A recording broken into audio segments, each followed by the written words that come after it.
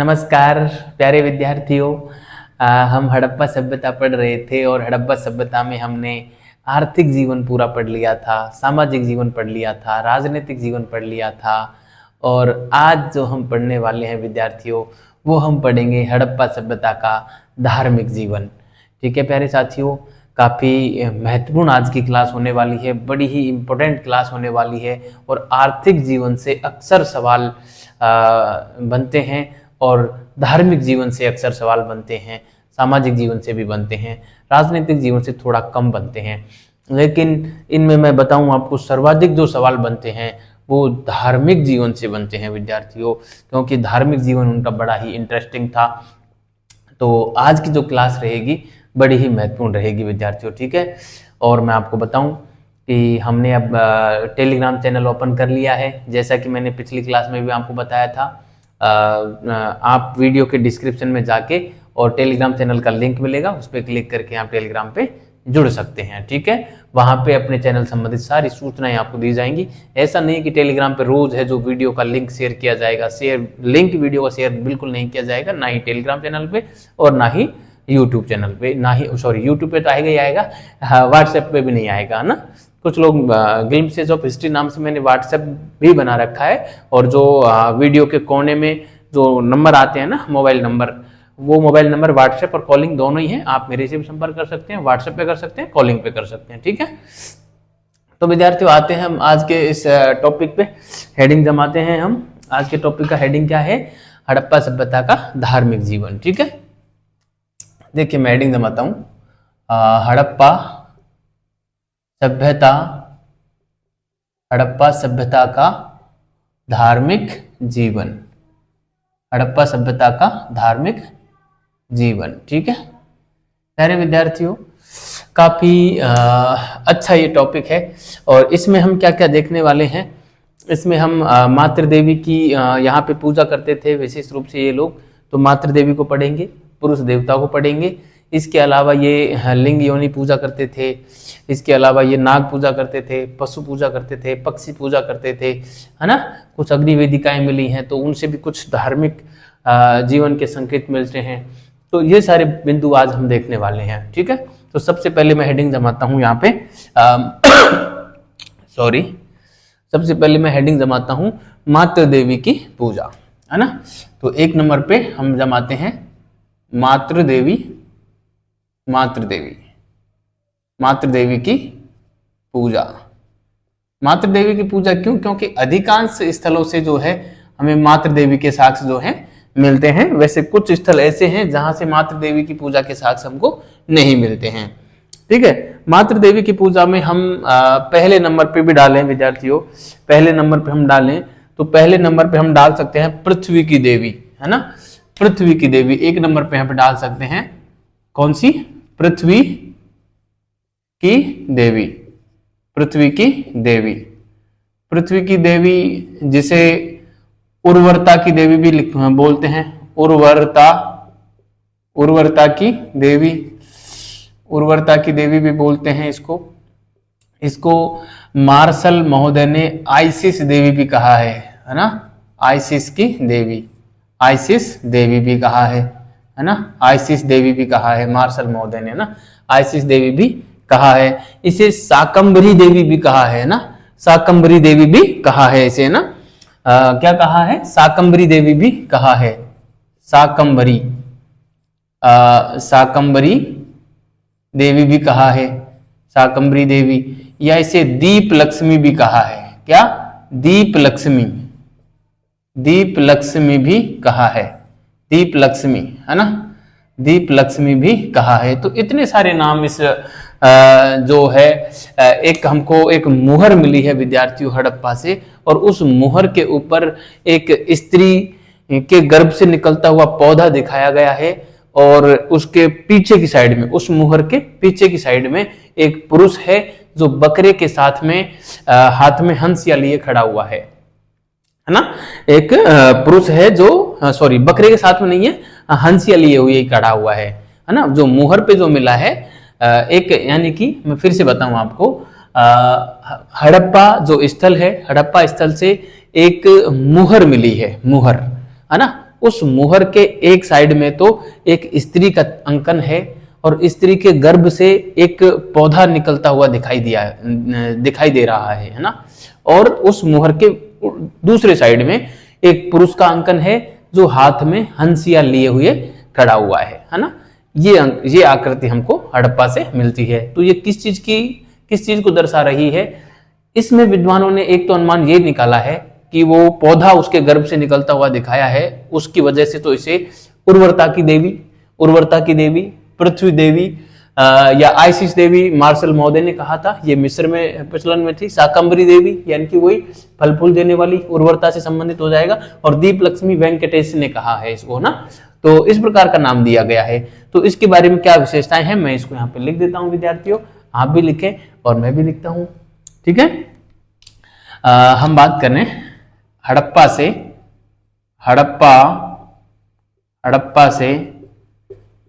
से एक मुहर मिली है, हड़प्पा से एक मुहर मिली जिस पर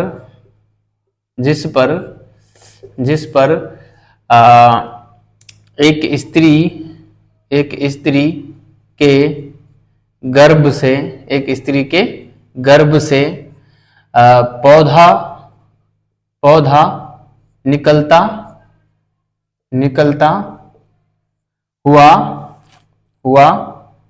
पौधा निकलता हुआ दिखाया गया है ना। एक स्त्री के गर्भ से पौधा निकलता हुआ दिखाया गया है तथा उसके दूसरी तरफ मुहर के दूसरी तरफ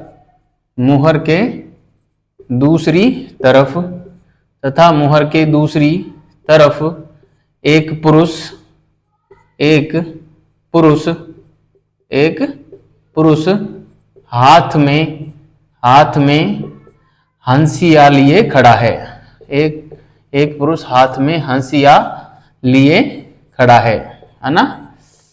तो विद्यार्थियों खड़ा है, इससे क्या निष्कर्ष निकल रहा है? देखिए, हाथ में हांसिया लिए, हांसिया एक प्रकार का एक उपकरण होता है, औजार होता है जिससे हम किसी चीज को काटते हैं। जैसे हमारे दराती या जो ग्रामीण क्षेत्र में दांतला बोलते हैं, दांतला, वो संभवतः हांसिया रहा होगा ना, उस प्रकार का कोई उपकरण रहा है ये ना। तो एक साइड तो स्त्री के गर्भ से निकलता हुआ पौधा दिखाया गया है, तो ये तो उर्वरता है ना, उर्वरता का द्योतक है। और ये जो पुरुष हाथ में हांसिया लिए खड़ा है, ये पुरुष बलि का संकेत है ना, नर बलि या पुरुष बलि का संकेत है ना। तो हम इससे क्या निष्कर्ष निकालते हैं? मैं रेड पेन से लिखूंगा सॉरी। यह मुहर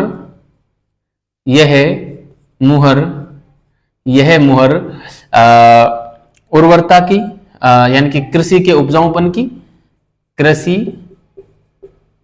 के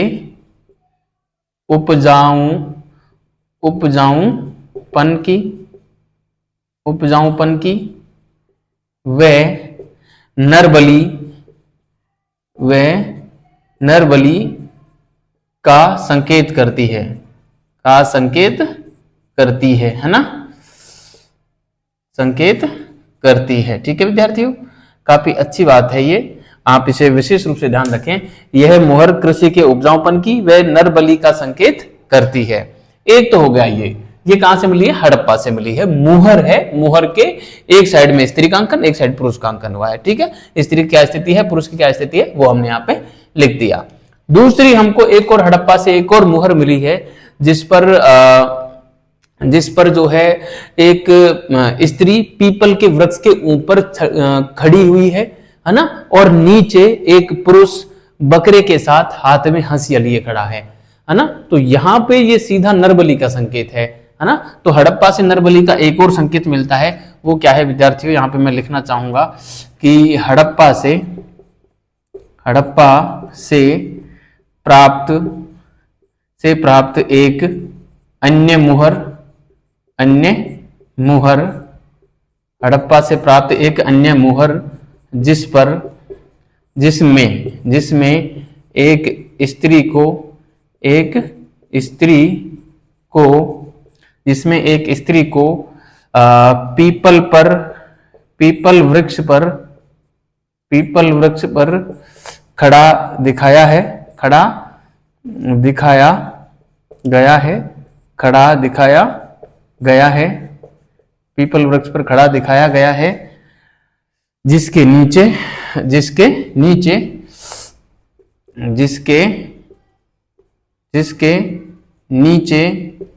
एक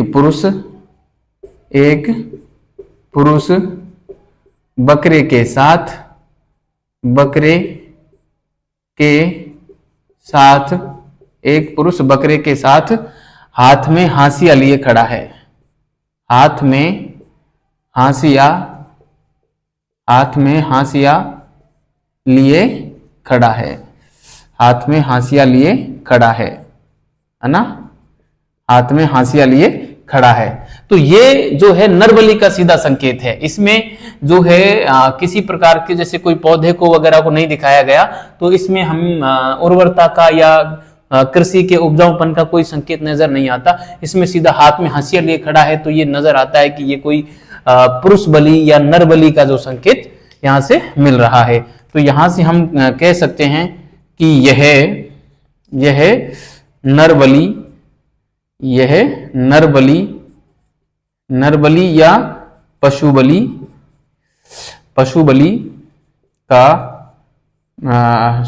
बलि लिखेंगे यहाँ पे, नर नहीं, बकरा है हाथ में तो नर नहीं कह सकते इसको ना। यह पशु बलि का सीधा संकेत है ना। यह पशु बलि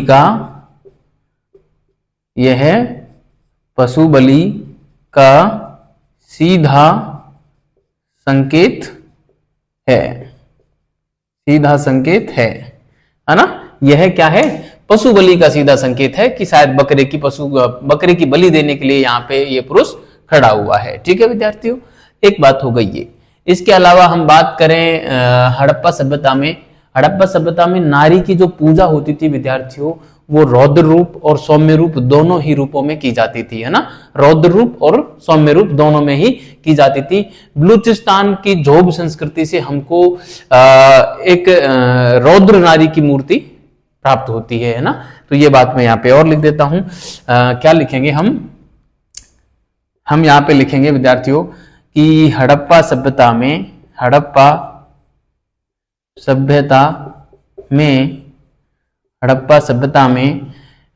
नारी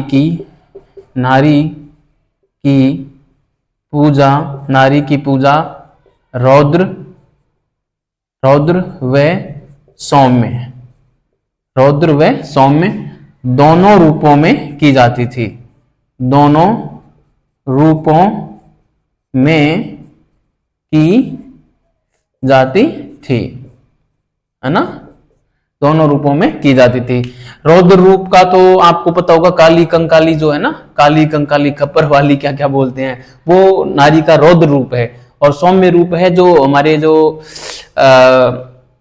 होती है ना, ये कौन सी देवी होती है, जैसे जैसलमेर वाली कश्मीर में जो है वो सौम्य रूप है ना। ज्वाला माता है, कौन सी है कश्मीर में, वो वैष्णो देवी है ना, वो सौम्य रूप में है। ठीक है, तो इस प्रकार से ये मिलती है। और बलूचिस्तान की जोब संस्कृति से हमें नारी की रौद्र रूप में प्रतिमा मिली है ना। तो मैं यहाँ पे लिखना चाहूंगा बलूचिस्तान की जोब संस्कृति बलूचिस्तान में प्रचलन में थी। बलूचिस्तान की जोब संस्कृति से नारी की रौद्र प्रतिमा मिली है, रौद्र मूर्ति मिली है ना, रौद्र मूर्ति मिली है। ठीक है विद्यार्थियों, जो है रौद्र मूर्ति मिली हुई है ना। जोब संस्कृति से नारी की रौद्र मूर्ति मिली हुई है। तो एक बात ये हो गई। ठीक है, इसके अलावा हम देखते हैं कि हड़प्पा सभ्यता जो है, हड़प्पा सभ्यता में अधिकांश जो स्थल थे वहां से हमको नारी की जो है मृण मूर्तियां या मातृ देवी की मूर्तियां मिलती हैं, है ना। अधिकांश स्थलों से मिलती हैं। तो अधिकांश स्थलों को तो लिखने की आवश्यकता नहीं है कहाँ से मिलती हैं, लेकिन कहाँ से नहीं मिलती वो हम याद रख लेंगे, तो बाकी के स्थलों से तो मिलती है, तो वो तो सीधा ही निकल जाएगा आंसर हमारा ना। तो मैं आप यहाँ पे लिख देता हूँ कि एक बात और लिख देते हैं हम कि यहाँ पे लिखेंगे हम कि हड़प्पा सभ्यता के अधिकांश स्थलों से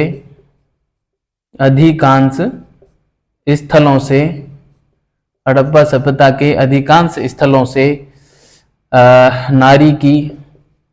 नारी लिखे या मातृ देवी लिखे, है ना, मातृ देवी की मृण मूर्तियां मिली हैं। मातृ देवी की मूर्ति लिखेंगे, कहीं से मृण, कहीं से पत्थर की वगैरह, इस प्रकार से ना, वो हम कला में पढ़ेंगे कि किस किस की थी, है ना। नारी की मूर्ति मिली हैं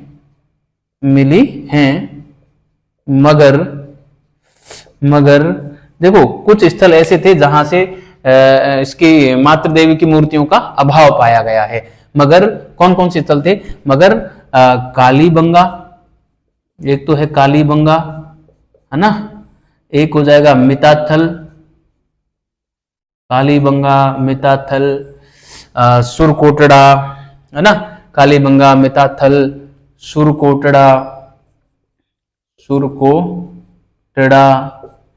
व लोथल से मातृ देवी की मूर्तियों का अभाव पाया गया है ना। मातृ देवी की मूर्तियों का अभाव पाया गया है।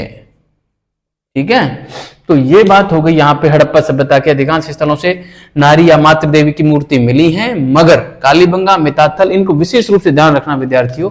कालीबंगा है एक, तो इसको याद रखना है, मिताथल को याद रखना है, ठीक है, सुरकोटड़ा को याद रखना है, लोथल को याद रखना है। यहाँ से जो नारी की मृण मूर्तियां या नारी की मूर्तियां हैं उनका यहाँ पे अभाव देखने को मिलता है। ठीक है विद्यार्थियों, अच्छे से ढंग से याद रखना इसको, काफी महत्वपूर्ण बात हो जाती है ये, क्योंकि पूछी जा सकती है। मातृ देवी की मूर्तियां अधिकांश स्थलों से मिली है। मातृ देवी इनके धार्मिक जो आयोजन करते थे उसमें ये प्रमुख भूमिका के रूप में रहती थी, इसलिए इसका सवाल बन सकता है ना। तो ये बात हो गई हमारी एक मातृ देवी की पूजा में, ये हमने 4 बिंदु पढ़े। ठीक है, अब हम आते हैं अगले बिंदु पर, आप इसको अच्छे से उतारिए विद्यार्थियों, और हम दूसरा पॉइंट लेते हैं पुरुष देवता वाला।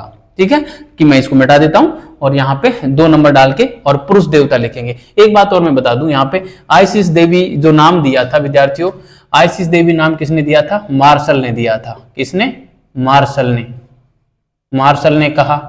आइसिस देवी तो किसने कहा? मार्शल ने कहा। और दीप लक्ष्मी जो कहा था वो वेंकटेश ने कहा था। किसने? वेंकटेश ने कहा था।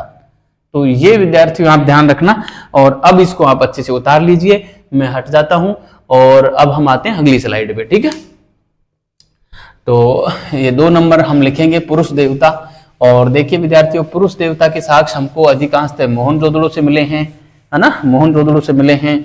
इसके अलावा हमको जो है कोटदीजी और कालीबंगा से भी हमको पुरुष देवता की कुछ आकृति मिलती है विद्यार्थियों।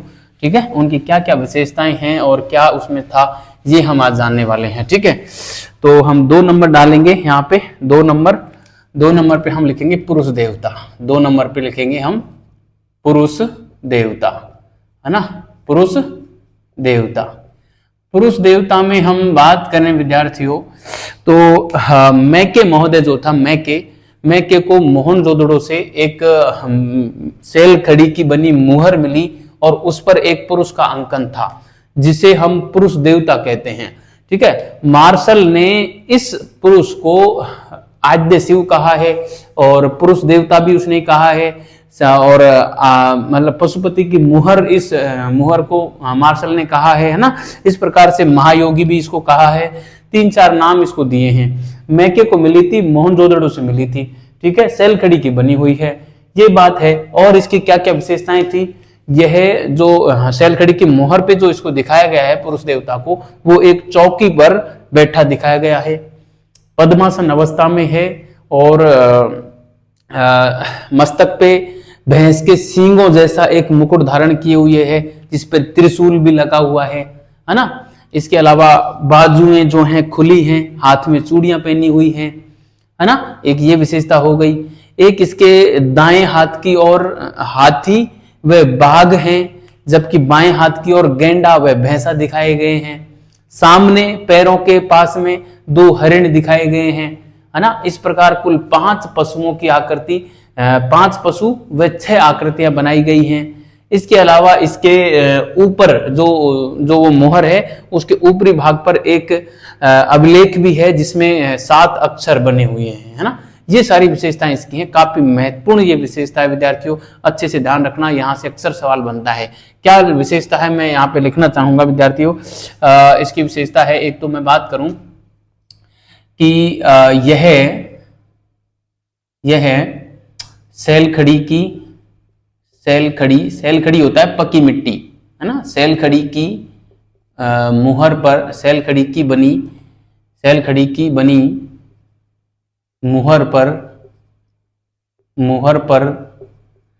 मुहर पर एक पुरुष का अंकन था। एक पुरुष का अंकन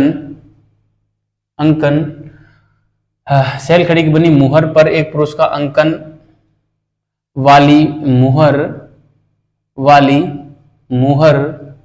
मोहनजोदड़ो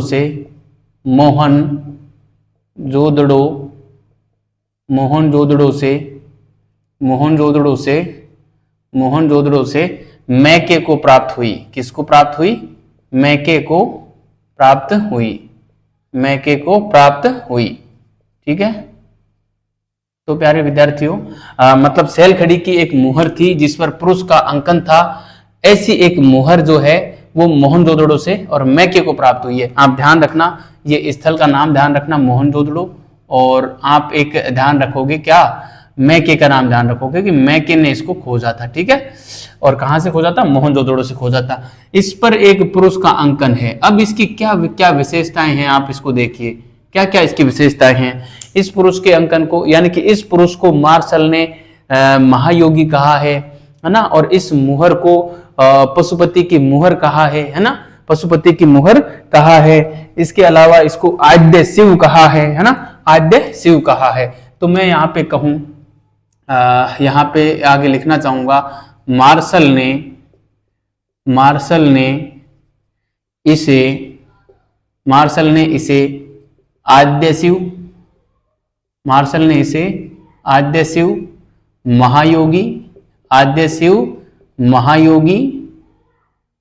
शिव महायोगी व पशुपति की मुहर कहा है। पशुपति की मुहर कहा है ना। पशुपति की मुहर कहा है। ठीक है विद्यार्थियों, पशुपति की मुहर कहा है। मार्शल ने आद्य शिव महायोगी व पशुपति की मुहर कहा है। सैल खड़ी की बनी हुई है। अब इसकी क्या क्या विशेषताएं हैं देखिए विद्यार्थियों। इसमें अब मैं यहाँ पे बताऊं आपको, इसमें यहाँ पे हम लिखेंगे, इसमें पुरुष देवता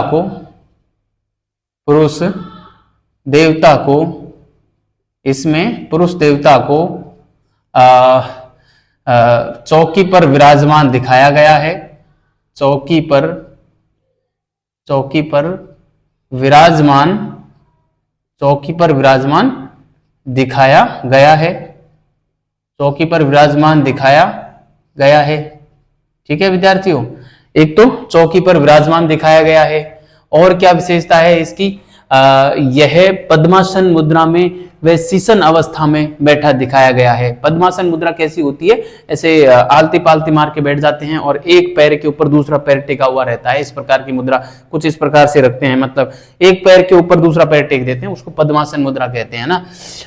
विराजमान दिखाया गया है ना। और इसकी क्या विशेषता है?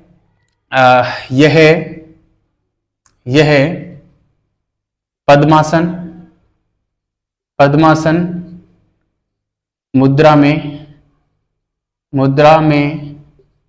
व शिशन अवस्था में है, वह शिशन अवस्था में है।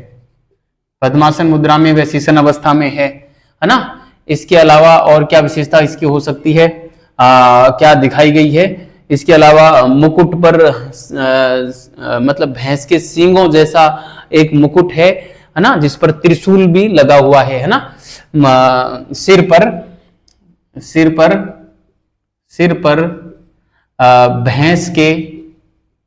भैंस के सींगों जैसा, सिर पर भैंस के सींगों जैसा मुकुट है,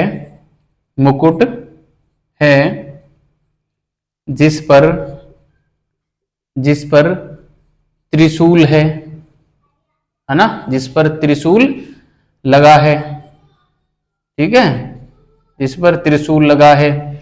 और क्या विशेषताएं हैं इसकी? हाथ जो हैं वो खुले हुए हैं और हाथ में चूड़ियां पहनी हुई है ना। हाथ खुले हैं, बाहें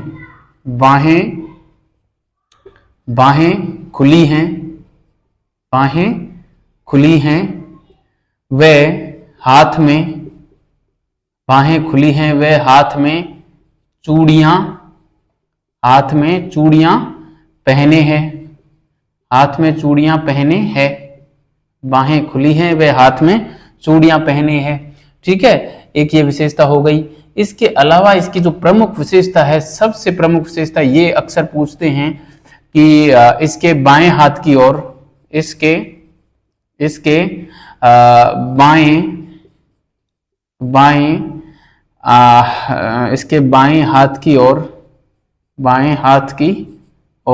हाथ लिखें या इसके बाईं ओर लिखें, बाएं हाथ की ओर गेंडा व भैंसा,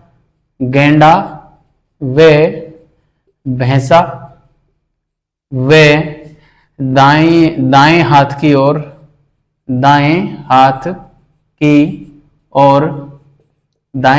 क्या है? बाघ व हाथी को दिखाया गया है। बाएं हाथ की ओर बाघ व हाथी दिखाए गए हैं, है ना। बाघ व हाथी दिखाए गए हैं, बाघ व हाथी दिखाए गए हैं।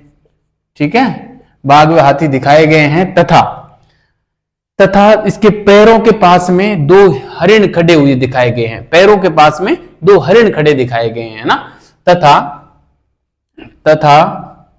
पैरों के पास में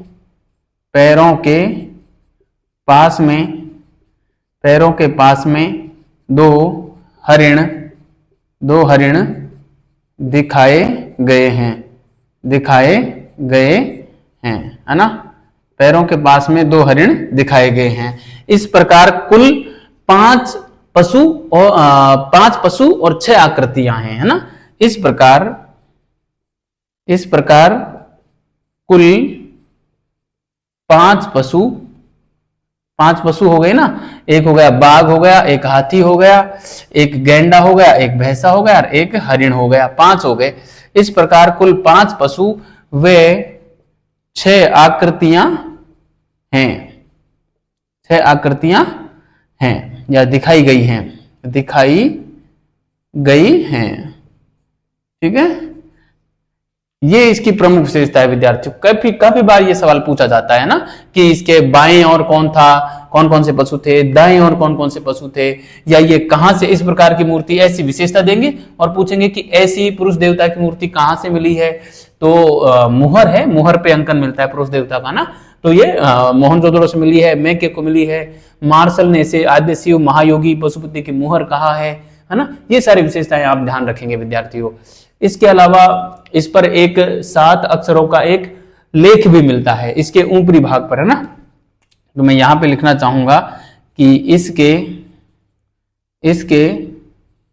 ऊपरी भाग पर 7 अक्षरों का लेख भी मिला है, 7 अक्षरों का लेख भी मिला है ना। 7 अक्षरों का लेख भी मिला है। ठीक है, तो ये है पुरुष देवता की प्रमुख विशेषताएं जो हमको मोहनजोदड़ो से मैके को प्राप्त हुआ था। ठीक है प्यारे विद्यार्थियों, काफी अच्छी तरीके से इसको याद रखना है। इसके अलावा मैं बात करूं तो मोहनजोदाड़ो से ही हमें जो है एक ताम्र फलक प्राप्त हुआ है। मोहनजोदड़ो से एक ताम्र फलक प्राप्त हुआ है जिस पर एक जो है एक पुरुष की आकृति है जो हाथ में धनुष लिए और खड़ा हुआ है ना, हाथ में धनुष लिए खड़ा हुआ है, जिसे पुरातत्वविदों ने और किरात शिव का नाम दिया है ना। क्या कहा है पुरातत्वविदों ने? किरात शिव कहा है ना। क्या विशेषता है? एक और जो हमें पुरुष मिला है, एक और हमें मोहनजोदड़ो से आकृति मिली है, मैं रेड पेन से लिखूंगा, इसको हम 1 नंबर दे देते हैं, इसको हम 2 नंबर दे देते हैं। ठीक है, इस प्रकार से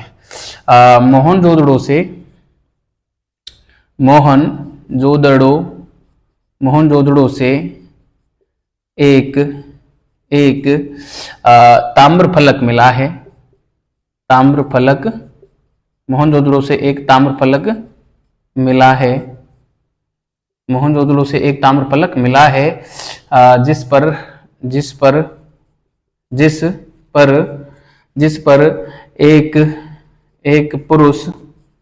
एक पुरुष को धनुष के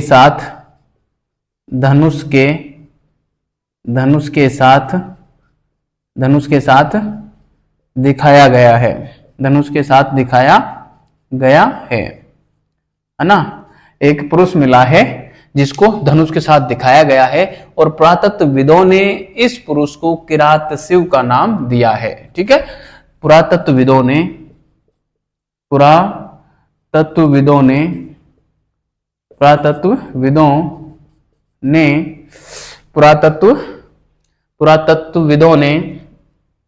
इसे किरात शिव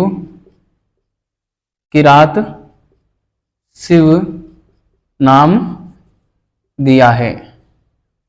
पुरातत्वविदों ने इसे किरात शिव नाम दिया है। ठीक है विद्यार्थियों, तो ये हो जाते हैं हमारी मोहनजोदड़ो से। एक और जो पुरुष मिला है उसके बारे में ये बात हो जाती है कि किरात शिव हमें कहाँ से मिला है, तो मोहनजोदड़ो से मिला है। कहाँ मिला है? ताम्र फलक पर मिला है ना। हाथ में क्या लिए हुए है? तो हाथ में धनुष लिए हुए एक पुरुष का अंकन है। ठीक है, इसके अलावा हमें जो है विद्यार्थियों एक सींग युक्त देवता की आकृति भी मिलती है। किसकी? सींग युक्त देवता की आकृति भी मिलती है, वो मिलती है कालीबंगा और कोटदीजी से, है ना। तो सींग युक्त देवता की आकृति भी मैं यहाँ पे लिखना चाहूंगा, तीसरे पॉइंट के रूप में आप लिख सकते हैं कि सींग युक्त देवता ये कहां से मिले हैं? ये हमको मिले हैं विद्यार्थियों कालीबंगा और कोटदीजी से, है ना। सिंह युक्त देवता कहां से मिले हैं? कालीबंगा व कोटदीजी से। कोटदीजी, कालीबंगा व कोटदीजी से मिले। ठीक है, कालीबंगा व कोटदीजी से सिंह युक्त देवता के साक्ष्य मिले हैं। ठीक है विद्यार्थियों, तो आप इसे बेहतरीन तरीके से उतारिए, अच्छे से याद रखना। देखो बार बार इसको रटोगे ना तब जाके ये चीजें दिमाग में स्थायित्व प्राप्त हो पाएंगी, वरना अभी तो आप पढ़ रहे होंगे तो अभी तो आपको ये सारी चीजें याद रह रही होंगी, लेकिन जैसे ही आप अगले पोर्शन पे जाओगे, मध्यकालीन भारत को पढ़ोगे या आधुनिक भारत को पढ़ोगे, तो प्राचीन भारत से लिप हो जाएगा, प्राचीन भारत भूलते जाओगे आप, है ना। तो इनको स्थायित्व प्राप्त करने के लिए आप इसको रोज के रोज पढ़ दिया करो। जैसे ही लिखा तुरंत इसको पढ़ दो। 1 घंटे की क्लास है, आधा घंटे में बाद में इसको पढ़ा जा सकता है, आधा घंटे से कम में पढ़ा जा सकता है ना। मेरे को तो 3 घंटे लग जाते हैं एक क्लास को तैयार करने में, क्योंकि इतना सारा मैटर तैयार करना, फिर उसको सबसे बड़ी बात है कि एक व्यवस्थित क्रम में सेट करना। ये व्यवस्थित क्रम में सेट करने में ना हालत खराब हो जाती है, वरना कंटेंट तो किताबों में भरा पड़ा है, लेकिन उसको एक कहानी फॉर्मेट में बदलना और एक निश्चित क्रम में बताना ताकि आपको अच्छे से समझ में आ सके, उसके लिए मेरे को तो बहुत मेहनत करनी पड़ती है विद्यार्थियों। इसलिए आप भी साथ में मेहनत करते रहना। जो विद्यार्थी लगातार मेहनत करेगा ना, वो उसको सफलता से कोई नहीं रोक सकता। और मैं फिर कह रहा हूं, कंटेंट को सीमित रखना विद्यार्थियों। जितना कंटेंट सीमित रखोगे सफलता के उतने ही करीब जाओगे। इतिहास में आपको कुछ भी पढ़ने की आवश्यकता नहीं है, फिर कह रहा हूं इतिहास में कुछ पढ़ने की आवश्यकता नहीं है, क्योंकि मैं खुद 3-3 किताबों को देख के और तब जाके उनमें से जो भी अच्छी चीज मिलती है ना, तो उनको मैं यहाँ पे ले आता हूँ, और फालतू की चीज मैं खुद नहीं लाता। और जब अच्छी चीजों, क्योंकि आप भी किताब पढ़ोगे ना तो वहां से अच्छी चीजों को ही तो आप चुनोगे, वो काम मैं कर रहा हूं ना, इसलिए आपको किताब पढ़ने की आवश्यकता नहीं है। और मान लो आपको कंटेंट पे भरोसा नहीं भी है ना, तो आप एक बार कंटेंट की परीक्षा लीजिए, और जैसे मैंने जैसे पाषाण काल पूरा पढ़ा दिया, तो पाषाण काल के आप पिछले साल के पेपरों का अध्ययन कीजिए, वहां से आप उन प्रश्नों को हल करके देखिए, आपके 70% से अधिक सवाल हल हो जाएंगे, चाहे वो पेपर प्रोफेसर का ही हल करें, चाहे नेट का हल करें आप, चाहे स्कूल वाक्यता का हल करें। इसके अलावा आप किसी भी टेस्ट सीरीज की, किसी भी कोचिंग संस्था में जाके और वहां की टेस्ट सीरीज दीजिए। टेस्ट सीरीज में जो टॉपिक वाइज टेस्ट होते हैं उसमें पाषाण काल का टेस्ट देना, आपको 70% से प्लस क्वेश्चन अपने कंटेंट से मिल जाएंगे वहां भी। अब देखो, ऐसा तो है नहीं कि प्रत्येक टेस्ट बनाने वाले ने और मेरे कंटेंट से देख के टेस्ट बनाया हो, है ना, ऐसा तो संभव नहीं है। और ऐसा भी नहीं है कि सबकी टेस्ट सीरीज मैंने देख ली हो, कि वहां से मैंने कंटेंट मेरे में डाल दिया हो, है ना। तो आप खुद इस चीज का परीक्षण करें कि ये कंटेंट कितना पर्याप्त है। किसी भी टेस्ट सीरीज को आप जाके टेस्ट दें, पाषाण काल को टेस्ट देने के बाद आपको पता चल जाएगा कि उस टेस्ट में जितने भी सवाल उसने डाले हैं उनका 70% सवाल अपने कंटेंट से मिल जाएंगे। और यदि ऐसा हो रहा है, मान लो आपने 5 जगह की टेस्ट सीरीज ज्वाइन करी और 5 टेस्टों में आपको एवरेज 70% सवाल मिल गए, तो कंटेंट पे भरोसा हो जाएगा आपको, ठीक है। इसलिए मैं कह रहा हूं, और पक्का होगा, मुझे तो विश्वास है आपको भी हो जाएगा, ठीक है। तो विद्यार्थियों आप इसे उतारिए और मैं आता हूं अगली स्लाइड पे, ठीक है। अगली विशेषता हम तीसरे पॉइंट के रूप में पढ़ेंगे। तो प्यारे विद्यार्थियों, मैं बार बार आपसे एक ही बात कह रहा हूं कि आप कंटेंट सीमित रखना, बस भटकना मत। और जो व्यक्ति मेरी बात पे विश्वास करके और कंटेंट सीमित रख लेगा ना, मैं गारंटी के साथ कह रहा हूं, यदि कोई इस कंटेंट से गलत नहीं करेगा ना, तो वो सिलेक्शन नहीं, टॉप रैंक लेके आएगा। ये दावे के साथ कह रहा हूं मैं, क्योंकि मैं दिखाऊंगा आपको। मैं प्रत्येक बात को क्यों लिखता हूं, मैं बोल के भी और काम चला सकता हूं, लेकिन प्रत्येक बात को मैं लिख रहा हूं, पेन घिसा रहा हूं, मेरे हाथ दर्द करते हैं, फिर भी लिखता हूं, पूरी बात लिखता हूं। और इसको मैं तो मिटा देता हूं, आपके पास तो स्थायी रहता है ना, लेकिन फिर भी मुझे लिखना पड़ रहा है। क्यों लिखना पड़ रहा है? क्योंकि मैं प्रमाण दूंगा बाद में, यहाँ का स्क्रीनशॉट लेके, ठीक है। तो देखिए, तीसरा पॉइंट आते हैं हमारा। तीसरा पॉइंट में हम दे सकते हैं विद्यार्थियों, स्वास्तिक पूजा की बात कर सकते हैं हम, है ना। कौन सी? स्वास्तिक पूजा। स्वास्तिक पूजा ये लोग करते थे। स्वास्तिक पूजा जो है विद्यार्थियों, ये सीधा सूर्य पूजा का प्रतीक है, सूर्य पूजा की प्रतीक है, और हड़प्पा और मोहनजोदड़ो से इसके साक्ष्य हमको मिलते हैं, ठीक है। तो हम यहाँ पे लिख सकते हैं कि यह सूर्य पूजा, यह सूर्य पूजा का प्रतीक है, यह सूर्य पूजा का प्रतीक है। और इसके साक्ष्य कहाँ से मिले हैं? हड़प्पा व मोहनजोदड़ो से,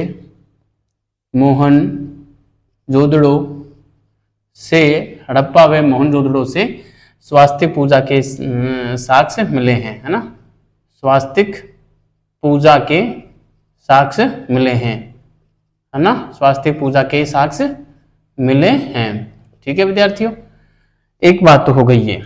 तीसरा पॉइंट हम देखें, देखो स्वास्तिक पूजा हो गया, इसके अलावा हम लिंग योनि पूजा भी ये लोग करते थे। कालीबंगा से हमको टेरिकोटा के लिंग और योनि मिले हैं, और बलूचिस्तान से हमें एक लिंग की आकृति, लिंग की जो है मरण मूर्ति मिली है ना, लिंग की आकृति मिली है। तो तीसरे पॉइंट पे हम, चौथे पॉइंट पे हम लिख सकते हैं लिंग योनि पूजा, है ना, लिंग योनि पूजा, लिंग योनि पूजा, ठीक है। तो इसमें विद्यार्थियों मैं बात करूं तो कालीबंगा से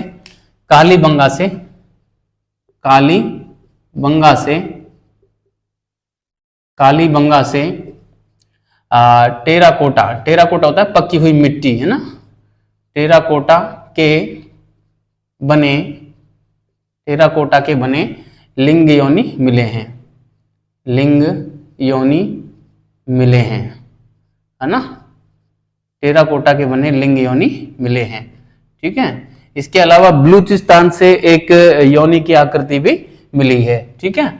तो मैं यहाँ पे लिख सकता हूं बलूचिस्तान से एक योनि की आकृति मिली है, योनि की आकृति मिली, ठीक है, बलूचिस्तान से एक योनि की आकृति मिली है। ठीक है विद्यार्थियों, तो ये वाली बात हो गई यहाँ पे। ठीक है, लिंग योनि पूजा हो गए। इसके अलावा हम बात करें तो पक्षी पूजा की बात कर सकते हैं, पशु पूजा की बात कर सकते हैं, वृक्ष पूजा की बात कर सकते हैं, है ना। तो मैं यहाँ पे डालूं वृक्ष पूजा की बात करते हैं। देखिए 5 पॉइंट के रूप में हम डाल दें वृक्ष पूजा, है ना। वृक्ष पूजा में विद्यार्थियों यहाँ पे जो सबसे मोहरों पर जो सर्वाधिक अंकन हुआ है ना, वो पीपल वृक्ष का हुआ है। पीपल वृक्ष को ये पीपल देवता के रूप में पूजते थे, है ना। तो पीपल वृक्ष का हुआ है मोहरों पर सर्वाधिक अंकन, है ना। जिसकी जो सवारी होती थी वो यूनिकॉर्न होती थी, अर्थात एक सींग वाला भैंसा, एक सींग वाला, सॉरी भैंसा क्या, एक सींग वाला बैल जो होता था वो पुरुष देवता की सवारी होता था। ठीक है, तो इसमें मैं लिखना चाहूंगा विद्यार्थियों, वृक्ष पूजा में मोहरों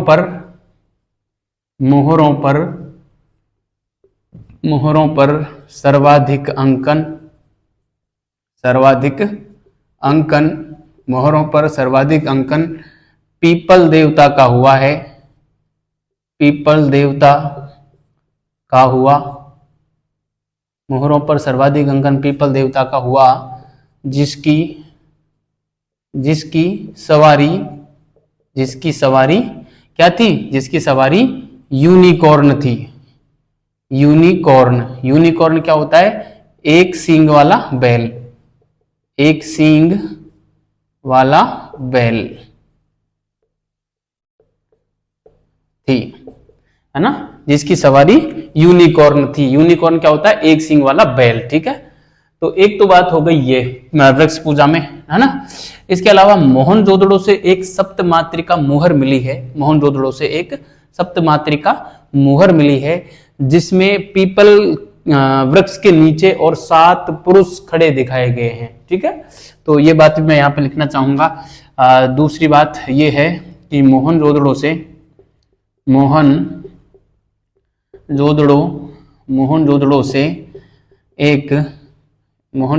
एक सप्तमात्रिका मुहर मिली है। सप्तमात्रिका मुहर मिली है, जिसमें पीपल वृक्ष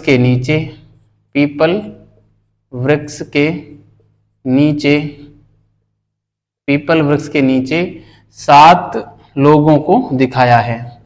7 लोगों को दिखाया है ना, 7 लोगों को दिखाया है। ठीक है, मतलब एक मोहर है, सप्तमात्रिका मोहर उसे कहा है, जिसमें पीपल वृक्ष का एक अंकन है और उसके नीचे 7 लोग खड़े हुए हैं। ये बात हो गई। तो इससे क्या हमें निष्कर्ष निकलता है कि ये लोग वृक्ष पूजा करते होंगे, और पीपल वृक्षों में पीपल जो था इनका सर्वाधिक प्रिय था ना, सर्वाधिक प्रिय देवता माना जाता है पीपल इनका। ठीक है, एक बात हो गई ये वृक्ष देवता हो गया। अब हम बात करें जो है पशु पूजा की।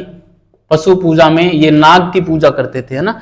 पशु पूजा हम कहें या हम सीधा नाग पूजा भी लिख सकते हैं, नाग पूजा, है ना, पशु पूजा या नाग पूजा। ठीक है, तो पशु पूजा या नाग पूजा। ठीक है, तो विद्यार्थियों हमें कालीबंगा से जो है कालीबंगा क्या, लोथल से हमको नाग की 3 मृण मूर्तियां मिली हैं, है ना। लोथल से हमको नाग की 3 मृण मूर्तियां मिली हैं, है ना। तो मैं यहाँ पे लिखना चाहूं कि लोथल से नाग की 3 मृण मूर्तियां मिली हैं, है ना। मृण मूर्तियां मिली हैं। मृण मूर्तियां का मतलब होता है मिट्टी की मूर्तियां, ठीक है, मिली हैं। ठीक है, एक बात हो गई ये। इसके अलावा हम बात करें तो जो है मोहनजोदड़ो से एक जो पुरुष की आकृति मिली है मोहनजोदड़ो से, उसके पीछे, पुरुष की आकृति के पीछे एक सर्प का फन का अंकन मिलता है। ठीक है, ये बात भी आप यहाँ पे नोट करें कि मोहनजोदड़ो से मिली, मोहनजोदड़ो से मिली पुरुष आकृति के पीछे, मिली पुरुष आकृति के पीछे मोहनजोदड़ो से मिली एक पुरुष आकृति के पीछे एक सर्प के फन का अंकन मिलता है। सर्प के फन का अंकन, सर्प के फन का अंकन मिलता है। सर्प के फन का अंकन मिलता है। ठीक है विद्यार्थियों, एक पुरुष आकृति जो मिली है मोहनजोदड़ो से, उसके पीछे एक सर्प के फन का अंकन दिखाया गया है। ठीक है, तो इन दोनों बातों से हमें जो है नाग पूजा या पशु पूजा के साक्ष्य हमको मिलते हैं। एक तरीके से ये अनुमान लगाया जाता है कि ये जो साक्ष्य मिले हैं इनके आधार पर कि ये लोग नाग पूजा या पशु पूजा करते होंगे। ठीक है विद्यार्थियों, एक बात हो गई ये। इसके अलावा हम बात करें तो यहाँ से जो है पक्षी पूजा की बात हमको देखने को मिलती है। पक्षी पूजा की भी बात हमको देखने को मिलती है। और हाजा पक्षी व फागता पक्षी इनका पवित्र माना जाता था, है ना। तो हम लिखें यहाँ पे पक्षी पूजा, 7वें नंबर पे मैं लिखूं यहाँ पे पक्षी पूजा। ठीक है, पक्षी पूजा में हम लिख सकते हैं कि यहां से फागता पक्षी, फागता पक्षी इनका सबसे पवित्र पक्षी था। फागता पक्षी का मतलब बतख से लगाया जाता है कि संभवतः ये बतख होगी। कौन होगी? बतख। ठीक है, फागता पक्षी व हाजा पक्षी कौन था? मोर। हाजा पक्षी कौन था? मोर। के साक्ष्य मिले हैं, है ना। ठीक है, के साक्ष्य मिले हैं। ठीक है, तो फागता पक्षी व हाजा पक्षी के साक्ष्य हमको यहां से मिले हैं।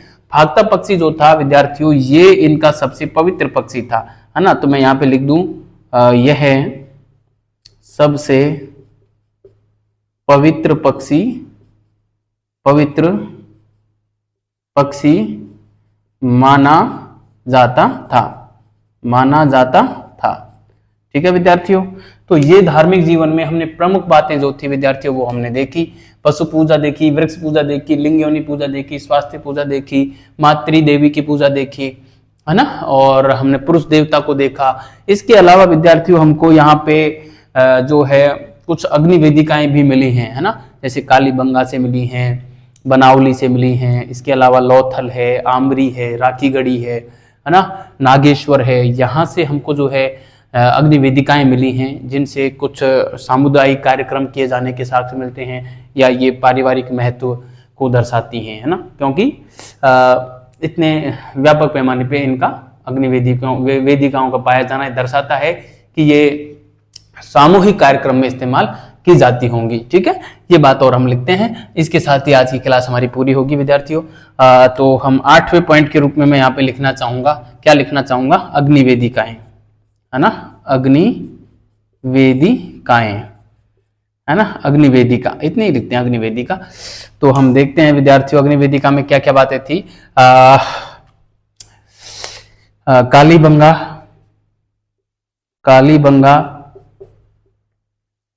कालीबंगा, लौथल, आमरी,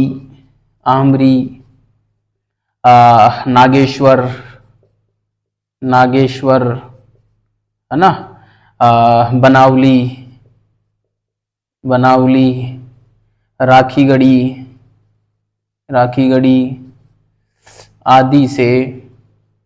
आदि से अग्नि वेदिका के साक्ष्य मिले हैं। अग्नि वेदिका के साक्ष्य मिले हैं। अग्नि वेदिका के साक्ष्य मिले हैं। ठीक है, कालीबंगा, लौथल, आमरी, नागेश्वर, बनावली, राखीगढ़ी। प्रमुख रूप से ध्यान रखना, कई बार पूछ लेते हैं कि निम्नलिखित में से किन स्थलों से अग्नि वेदिका के साक्ष्य मिले हैं। तो आप कम से कम इन स्थलों को तो अच्छे से याद रखना। ठीक है, ये अग्नि वेदिकाएं सामूहिक कार्यक्रम का द्योतक हैं और पारिवारिक कार्यक्रम का भी द्योतक है ना। तो मैं यहाँ पे लिखना चाहूंगा ये अग्नि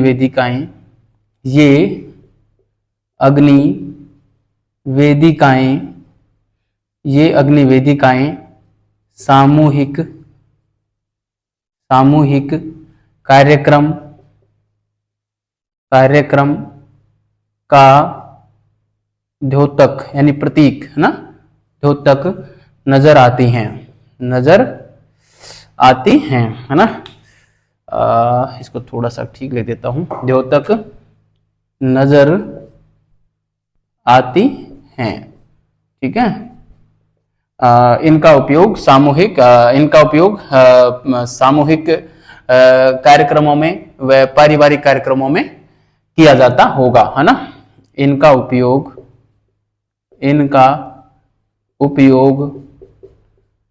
पारिवारिक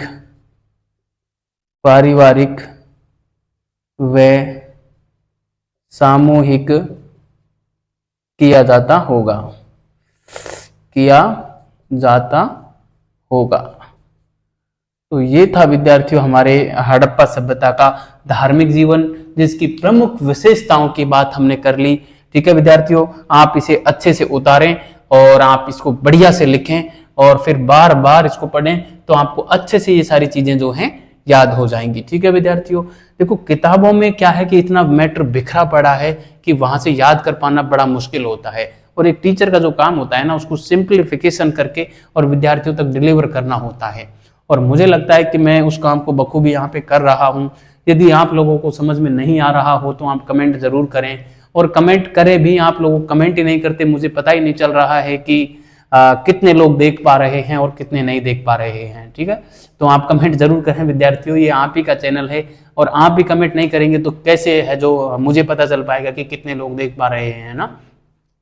तो मैं इतनी शिद्दत से मेहनत कर रहा हूं, तो इसका कुछ प्रतिफल आप दीजिए। आप चैनल को है जो दूसरों को, अपने जानकारों को बताइए, उनसे सब्सक्राइब करवाइए, शेयर कीजिए, है ना।